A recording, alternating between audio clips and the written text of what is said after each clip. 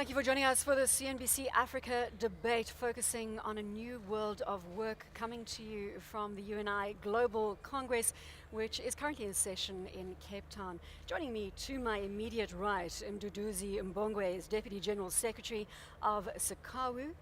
Kwazi Aduamankwa, he's the General Secretary of the African Regional Organization of the International Trade Union Confederation. Owen Jones, UK columnist and author. Valerie Long, Executive Vice President of Services Employee International Union, and Anne Sellen, President of the Service Union United PAM of Finland. Thank you for joining me. Thank you. Anne, let's kick off with you in terms of this new economy we're facing right now. We know it's a low yield one, and perhaps the starting point here is whether unions need to change their narrative to adopt to the new global environment. Well, yeah, absolutely we do. And I think it was the ITUC who found that if we put more money to the new green economy, only 2% in 5 years' time, in 12 countries, we would create almost 50 million new jobs. So yes, there are huge opportunities, and we of course want to make sure that they are not just any jobs, but they're decent jobs as well. That is the point. Of course, the challenge is twofold. It's not only quasi about creating a greater number of jobs, but as Anne indicates, it's about the quality of those jobs. Yep. Where do we start now with quality? Because certainly one would assume that when you don't have any job, you are going to go with whatever you can get.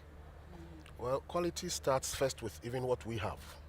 And I think the unions must press for better conditions where work exists.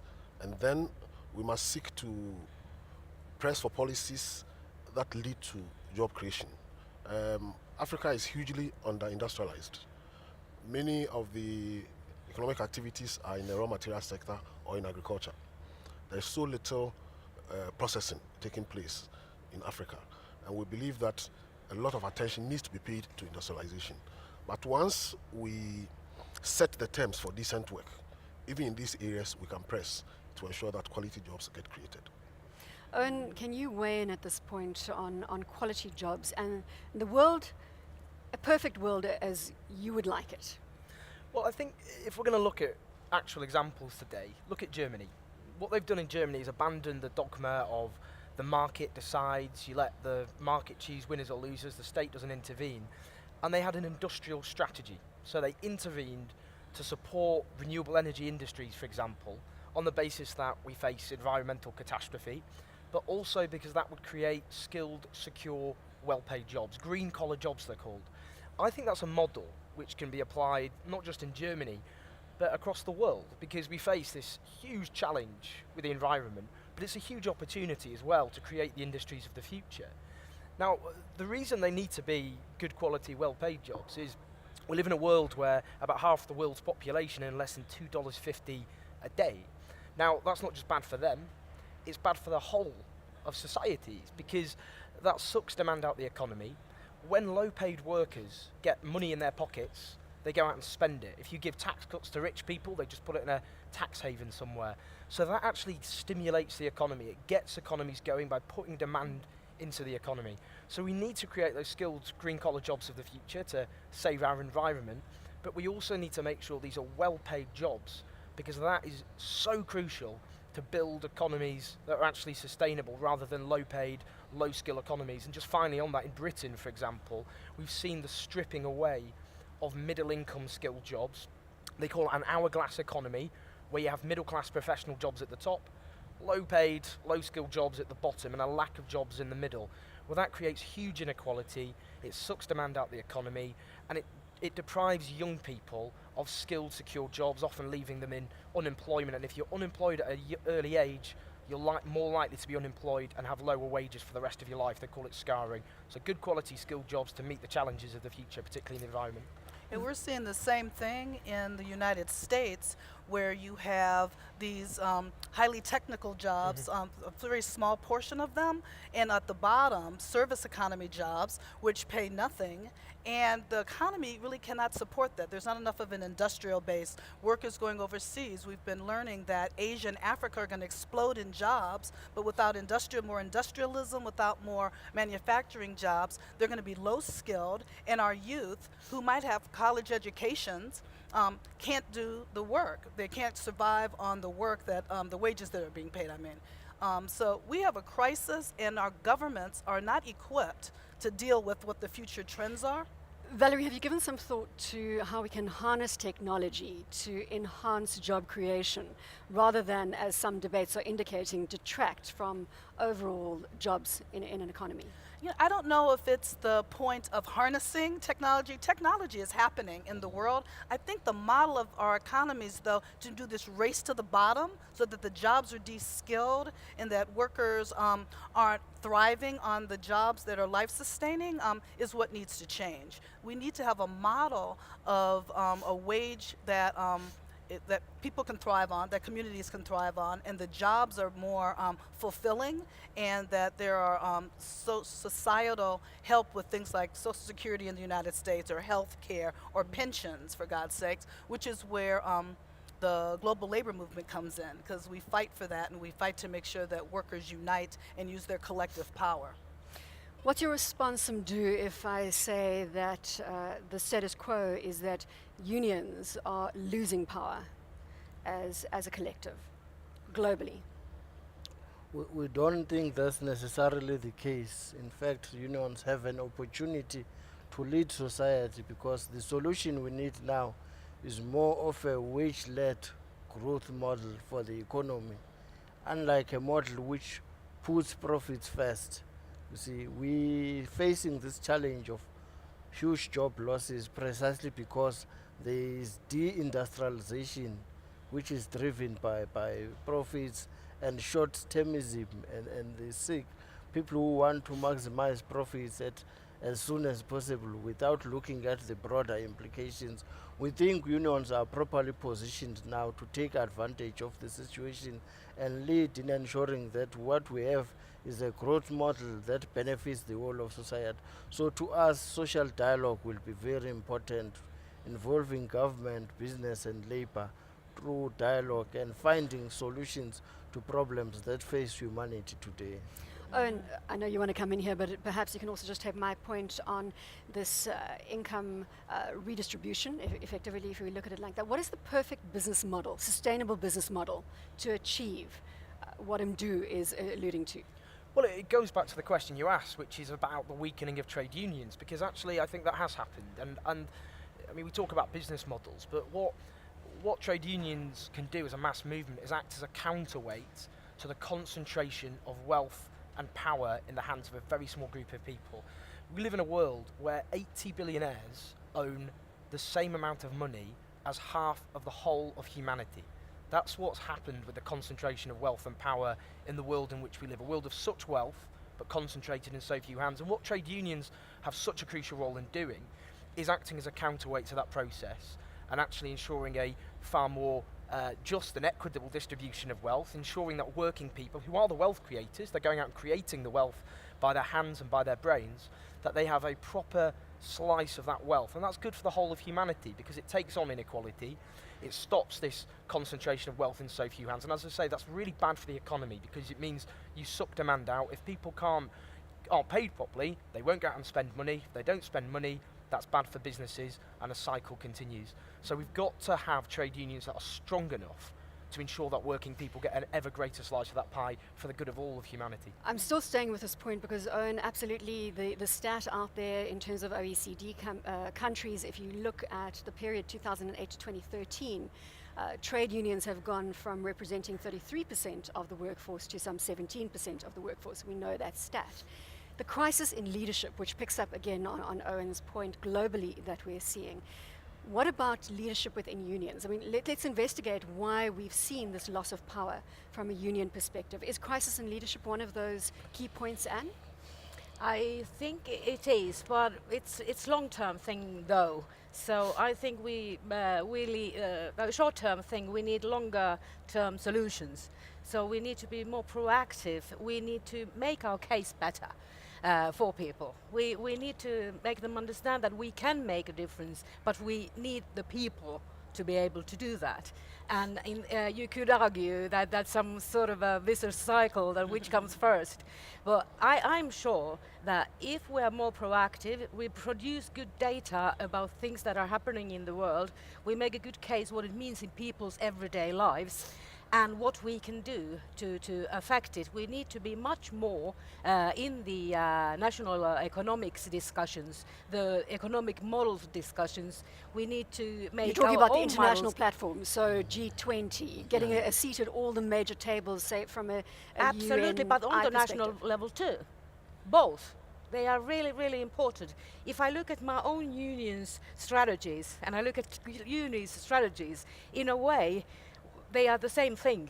They are just being implemented on a different level, and we absolutely do need that. We need to work on every single level, from the workplace to the national unions, confederations, global unions, ILO, the VTO. Yes, we need to be on every table and make the workers' voice heard. Valerie, are unions responding to the youth and to new members embracing the new working ethic, culture, age?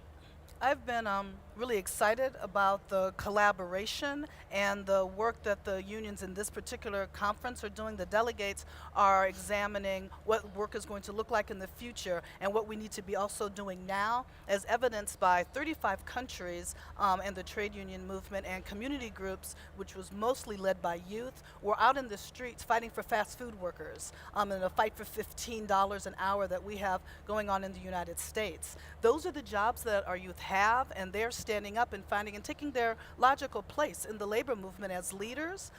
You can add to that adjunct professors who in the United States they have PhDs, but they are making less than $18,000 a year because of the stuff that Owen was talking about, the way wages get compressed. So I think that our youth are stepping up because it's their time, and also unions are collaborating and looking at the future and thinking about what the social and economic trends are so that we can be relevant, not for our survival as unions as an institution, but what do workers need to thrive. Oh, and are unions being innovative enough, still staying with this theme, to adopt to this 21st century workforce? There does need to be a changed model. It is happening with a lot of unions, but what's happened, I mean, if we look at Western countries where you had highly industrialized economies and you'd have communities based around the workplaces, like factories, like mines, like steelworks. Right. Well, as those jobs have been replaced by service sector jobs like retail, supermarkets, call centres, you don't have communities based around those jobs. And those jobs are far more transient. People end up doing many jobs over the course of a year. They're stuck in a cycle of unemployment and low paid work back into unemployment. That makes organising quite difficult. It means sustaining and recruiting people becomes ever more challenging. And what some trade unions are now doing is recognising you have to organise not just in the workplace, but in the community as well, learning about community organising. I think that's particularly important if I think of young people back in Britain, where I'm from, huge problem as there is across the world with unemployed young people. And what they're doing is learning how to actually go out and organise amongst not just working young people, but unemployed young people as well. Because as I say, if you're unemployed at a young age, it has devastating consequences for the rest of your life. So the model has to change, organising in the workplace, but also in the community, and that means building far broader coalitions. And we're seeing trade unions do that, and we just need to see far more of it. What about Africa, Kwazi? We know that by 2035, Africa will be home to the largest proportion of the global workforce. Taking a cue from what Owen is saying, are we seeing organisation getting a grip on the continent? Yeah, our unions have certainly started a process of reaching out to young people, first in the unions themselves, where unions across the continent are beginning to build youth structures and even to put out in their statutes the need for youth representation in various structures of the organizations. And then you have situations where unions reach out to students in tertiary institutions especially, to introduce unions to them before they even come out into the world of work. So the focus on the youth is there, and we recognize that it is important, because otherwise the unions themselves are not likely to survive into the future. What about South Africa's role, Mdu, when it comes to Africa? I think we've moved beyond the discussion that South Africa is a gateway to the rest of Africa, considering we've been pipped by Nigeria from a GDP perspective. But surely South Africa still needs to take a lead on the labour platform. Yes, we think so. More especially, there are too many multinationals of South African origin working in the rest of the continent. That's why in UNI you have got these union alliances across the continent, where you have workers working within the same multinational, coming together to discuss common problems and forge strategies. One of the points of entry are these global framework agreements, which sort of standardize basic union rights across the continent, ensuring that these countries employers comply with basic labor standards wherever they exist. We think South Africa does have an important role to play, together with unions in other parts of the continent, in strengthening that worker solidarity.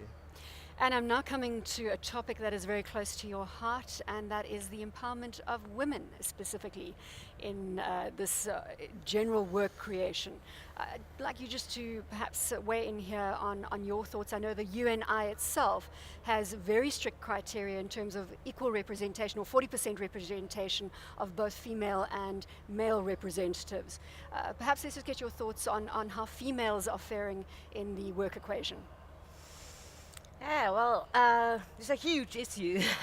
Well, I think that we need to also support not only the working class women that we mostly represent. We also need to be concerned that on the higher levels we have more and more women, because that can affect, I believe, the company politics. And in that sense, I would be very keen to even put down quotas if otherwise the companies don't understand that they need to have women on every level of the company, and give them the same opportunities. They just aren't there. We can see it from statistics that they just aren't there. And I believe if they are there, they're generally in branding and marketing positions. And then HR, yeah. So, but to get into company boards, for example, you need to have experience from the business side of the company itself. So in that sense, I think we need to look broader. We need to, of course, see that the women who are very underprivileged in many ways in the working class situations, very much so. But we need to look at the whole picture to make the women's lives in the workplaces better. Owen, From the are quotas boardrooms the to solution here? Yeah, Governments too. Yeah. I think quotas absolutely need to be looked at, because if we look, there's a whole range of things we need to look at in terms of just the disparity in terms of how women are paid, and we look across the world, women are often paid far less than men for doing the same jobs. Now, we look at representation in Parliament, for example, in politics. Right. Well, in Britain, they've introduced in the Labour Party all-women shortlists because at the moment 80% of members of Parliament in Britain are men. So they've introduced, in order to select their candidates, to make sure they have to be women, a certain number have to be women. I think that's really important, because if we don't have the voices of women and other underrepresented communities, like, for example, black and minority ethnic communities in the Western world, and other groups who aren't represented, then the issues that affect them will not be addressed properly or adequately at all. We can't end up carrying on with a situation where our societies are rigged in favour of a very small group of people from very similar backgrounds. If we do that, then of course we'll have societies which are run in the interests of that group of people. So anything that helps get the voices of people like women and minorities that are otherwise not represented, I think is absolutely crucial. That includes quotas, and that includes addressing as well the sexism and racism that often exist in many working environments, which have a huge block on people actually advancing, progressing through their careers, and also help to justify people from certain communities being treated treated worse, being paid less and having worse working conditions. And that's bad for all workers, by the way, because it drags down the terms and conditions of other workers. Kwazi, what is ITUC doing for the voices of African women in the workplace? Well, the ITUC Africa has been very much a part of the ITUC's policy for improving the representation of women in all the structures of the organization. And at our last Congress, we moved from 30% to 40% quota, and this is what we are implementing throughout. In the last 2 years, we have been involved in assisting affiliates to carry out a gender audit in our organizations to find out how they are faring and to support them and help them to ensure that our women are there and bring their experience and quality to bear on the character of the unions. So this is something we are very seized with. Mdu, let's come back to the technology part of the discussion. Are you embracing technology as Sakawu, or are you fearful of how it can impact the job environment? And here I'm talking about the discussion around automation and jobs lost in that process. No, in general, we do embrace technology. We can't stand in the way of technology. But the key issue is the manner in which it is introduced. We believe that there should be broad consultation with unions so that introduction of technology is managed. It doesn't result in the negative effects, or it doesn't affect workers negatively, and that there should be proper training for workers before this introduction of new technology, so that it benefits not just the employers only, but it benefits workers and society broadly. That's our view as Sakau on introduction of new technology. Valerie, what lessons can we learn from North America when it comes to technology? You know what? I think that we should be taking lessons from the rest of the world. This is the thing. There's going to be a job shortage in the world of 1.8 billion jobs just to get to 75% of employment. By any stretch of anybody's imagination, this is a crisis. So yes, technology is something that we need to harness and make sure that jobs don't get de-skilled to the fact that workers, as I said, won't thrive. But we need technology. With technology comes other opportunities. There's always a yin and a yang. But we have to get our acts together as trade unions, as governments, as companies, and figure out what this new world of work is going to be, how we innovate in a way that makes all of our society thrive. And I think that the paradigm just needs to shift. It can't be about a race of wages to the bottom. We've already seen that it doesn't work, and at least in the United States, it has been a 40-year constant political attack on working people. As Owen talked about, I grew up in Lorain, Ohio, which is a steel town. My grandfather and my father worked in that steel mill. That steel mill left back in the early 80s, or 70s actually. There is no one from my generation that lives there. There's no work there. Right? So that community that Owen was talking about that was built around factories that gave you a middle class, be able to own a home, go to college, have a secure pension. Those are what we are fighting for as trade unions globally with community groups, and as like a whole movement to lift ourselves up out of poverty.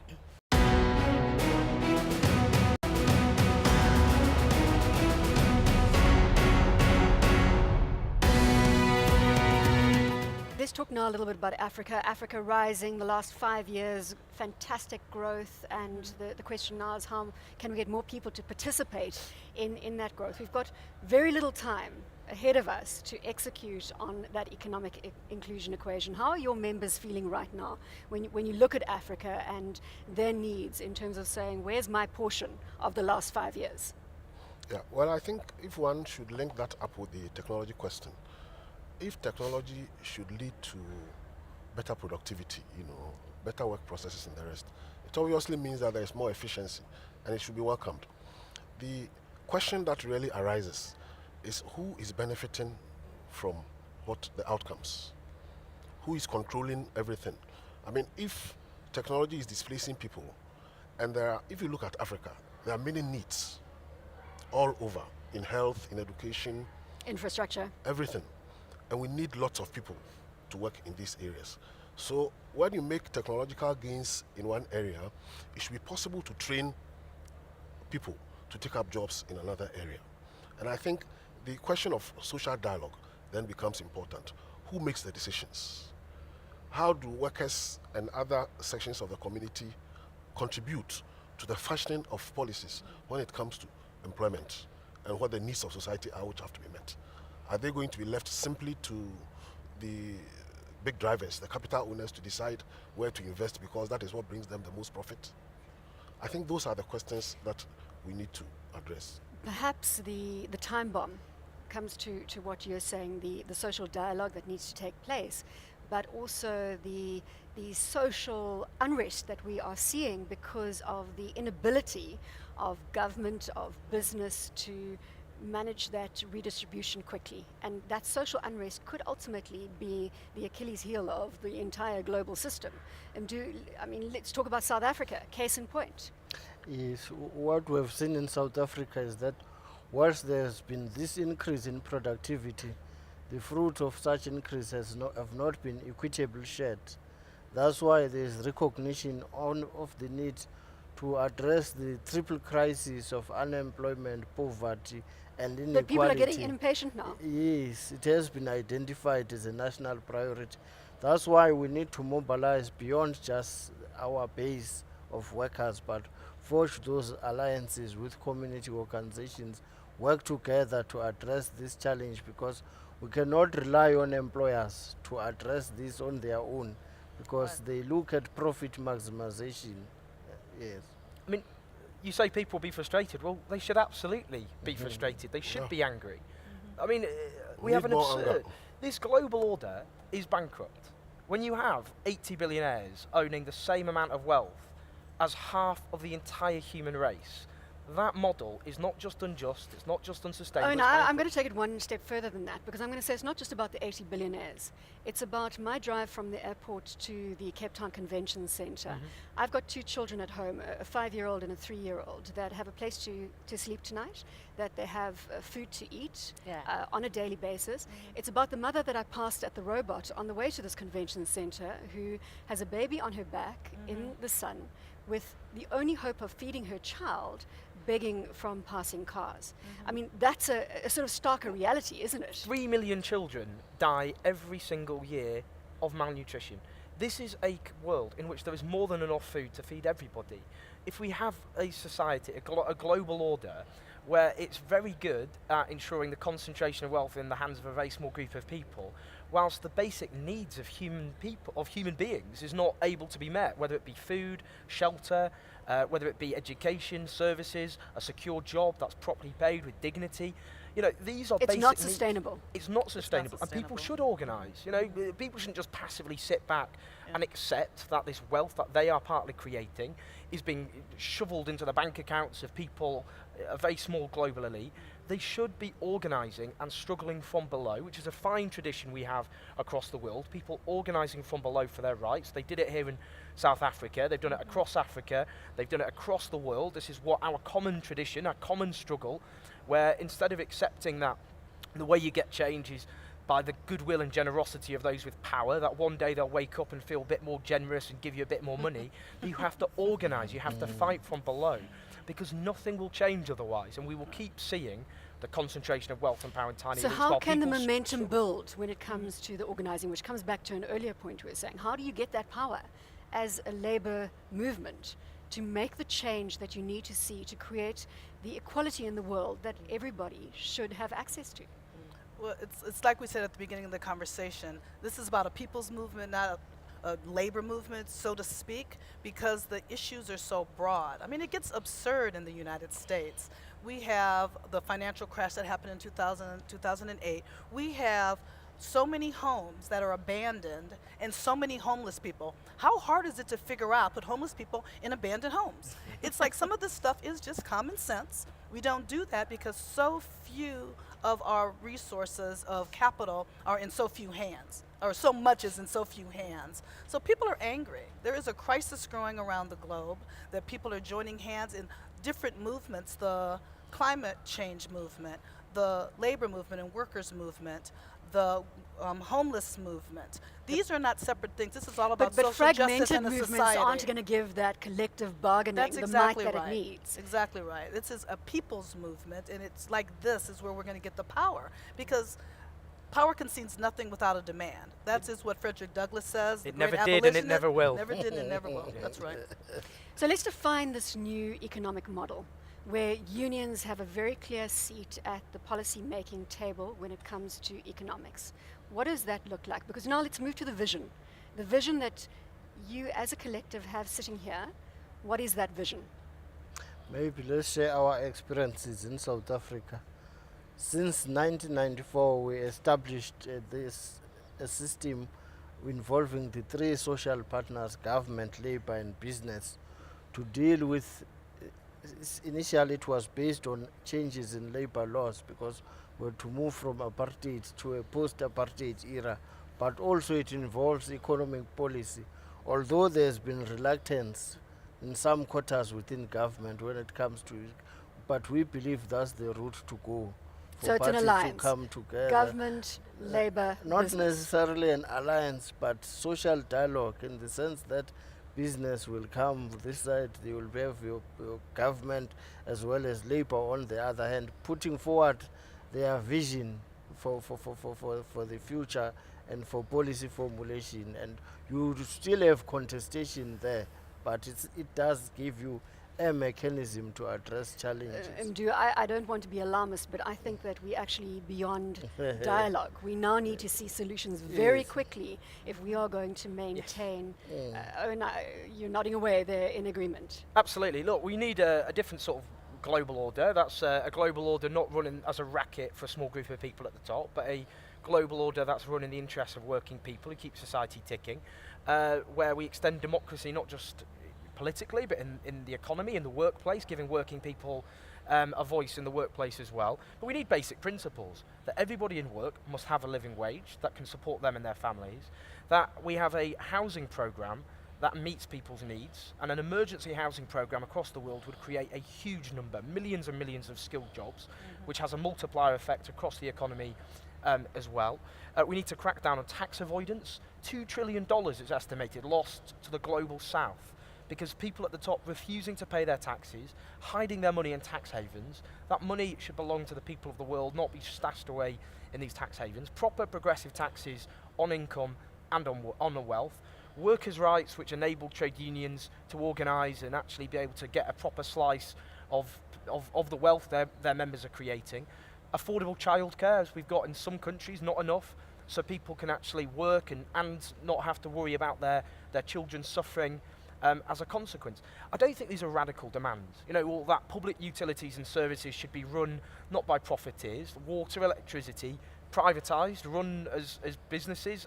Absolutely scandalous. They should be run by the people, for the interest of the people. These are not radical demands, but what they do is shift society away from where it is at the moment globally, which is a racket for a small group of people, to actually meet the needs and aspirations of working people, and that's what the trade unions have to fight for. Do we need to add to that from an Africa perspective, Kwazi, in terms for of the African needs and demands? Yeah, I will just say that integration in Africa is extremely important for us. Our governments have long realized that they make decisions at African regional level, but then when it comes to actually implementing these decisions, they don't. And I think unions need to get together to push them in that direction. I'm a very strong supporter of tripartism, which was mentioned here. I still do think that it's not at its best shape at the moment. We would need to put politics back to politics, because I think in very many countries the politicians have given up their power to the businesses, to the money, to making profits. And in that sense, I think for a while it wouldn't be a bad idea just to have a two-party system where the businesses can wait for a while and we other figure out what would be best for the people. Because we talk about societies and we tend to forget that societies are us, usual, normal, regular people, not companies and their profits. Of course, we do need enterprises, we do need things to be going, we do need companies for jobs and all that. But societies are about people. So I would urge the politicians too, in various countries, to take back the power that they are given in democracies. Are unions equipped to manage in this low growth environment? Because remember, we're now dealing with a very different world post the financial crisis of 2007, 2008. And if anything, we're looking at patchy recoveries. Owen, it looks as though you can take the stage on this one. Well, I mean, partly we've got to remember why we ended up partly in the financial crisis in the first place. It's because we had a model which was geared so much to the interests of the financial sector, which we became overly dependent on, which was deregulated, where we had, as I say, people's wages falling and people had to rely on cheap credit in order to maintain their living standards. I think if we had a stronger trade union and labour movement, then actually we wouldn't have ended up in that mess in the first place. We would have argued for more diverse economies, that we would have had higher wages, we would have had better skilled jobs, not sucked out the economy. And that's why we have to learn, and I feel we haven't learned from the disaster of 2008. We still keep following this pro-market mantra, deregulation, privatisation, slashing taxes on the rich, attacking workers' rights. All of these are part of the problem and why we ended up in this mess in the first place. We've got to have a model which is economically and socially sustainable, and that means, as I said, addressing the points I said earlier, because otherwise we're going to keep lurching from economic crisis to economic crisis. Will we ever learn on that basis? And part of the problem is, I think, there's a lack of a confidence in a coherent alternative to, the religion of the market, untrammeled, let the market do what it wants. So those of us who do believe in an alternative, we need to be a lot more confident and a lot more assertive, because it's the future of humanity at stake, and we can't forget that. There's now a gap, and we go back to that crisis in leadership. People feel that the government, business have abandoned the man in the street, and this is potentially the right time for a labour movement to take the lead in this new global order that we keep referring to. Can it happen quickly? And again, we're looking here at a Congress that is a global Congress. Are we seeing enough global dialogue happening for labour, a labour movement, a people's movement, Valerie, to take the stage and to forge ahead in that gap that has been created by the crisis in leadership we've seen in government and business? To me, I think there is an improvement. I wouldn't say we have not learned the lesson, but there is an improvement from where we were 7 years ago. There are more voices now that see problems in neoliberalism and the need to look at alternatives. We might not be where we want to be, but certainly this Congress does give us a platform to forge common strategies and approaches to the challenges that we face today. I'm confident that we'll emerge better from such a conference than we were 7 years ago. But the development is so painfully slow. It is. I think your question is right. We should be much quicker. We now have our say in more places than we did a few years back, absolutely. But the progress is too slow. The cooperation between the global unions could be even tighter. And we should utilize our resources together better. So I don't think it's fast enough, and we need to speed up the process, absolutely.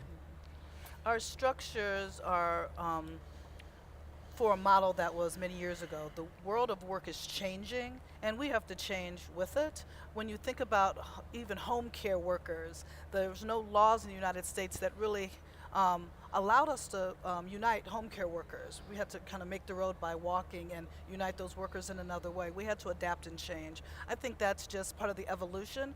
We have a very good lesson with capital that is very global in this world.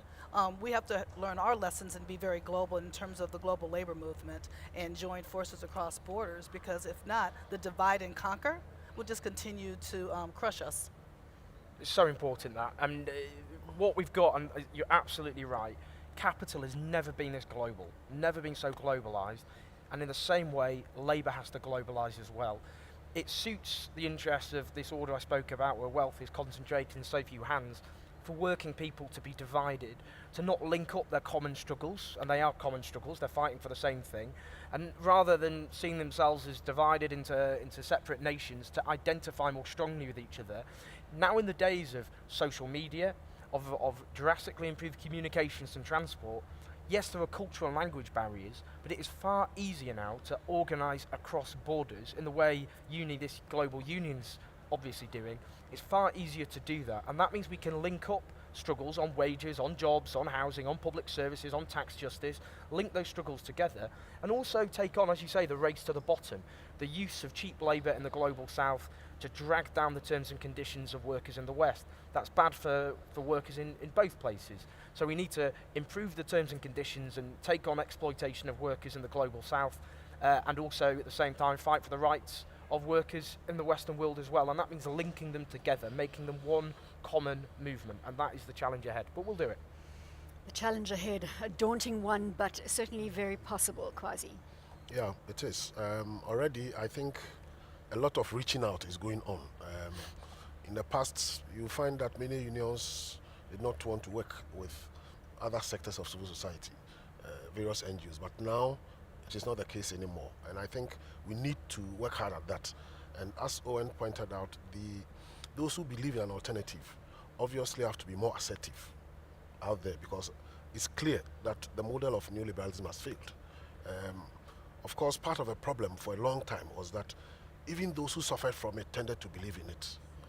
But now it's failed. And I think it's a message that we have to send out very clearly and work hard at developing alternatives that we can put at the table and argue for strongly. Already it is going on, and I think we must work harder at it. And do.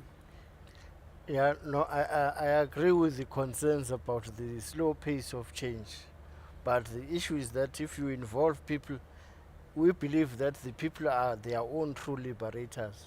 And therefore they have to be involved in the process of defining alternatives to take them out of the current situation. I still think that there are better prospects for unity of workers across the globe, because you can't overcome the challenges that we face in this country without linking with workers in other countries and learning the lessons from their own struggles as well. I'm going to end with just one concluding question, and I'm going to ask you all the same question. That is, look 10 years out, the next decade, and what does the world look like? And starting with you. I like to be an optimist. I would like more people having better jobs. I'm sure women's representation will be in better shape. I also think that we will have a better situation for minorities in the working life. So I think the economic system will be altogether pretty different, not only because of the environmental things that are mentioned here, but also because of our demographic changes that are happening and the technological changes. So optimistic view on the next 10 years. Yes, Valerie. I'm an optimist as well. In 10 years, there will be more global agreements with multinational companies where workers have rights, where workers have fought together in one basic ways to improve their wages and working conditions. We will have joined hands with the climate change movement and made broad strides to protect our planet for those future generations, and we'll be at the beginnings of working with government to deal with the unemployment crisis so that, you know, the explosion of new jobs and this new technology will be sustaining, and the policies that are community friendly. Owen. Well, if we lose growing economic destruction, ever greater, even more grotesque inequality with all the disastrous consequences, ever-growing insecurity. But if we win, and I am an optimist like everybody else here, I hope, and you've got to be an optimist, because without hope, people give up, they become resigned, they don't, you don't organise and fight for a different sort of world unless you have hope.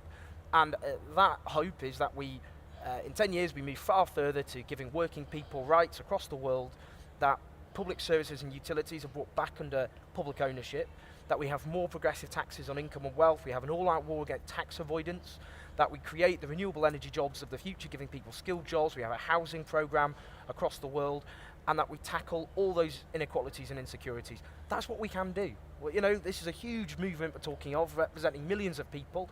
We are many, they are few, as the phrase goes.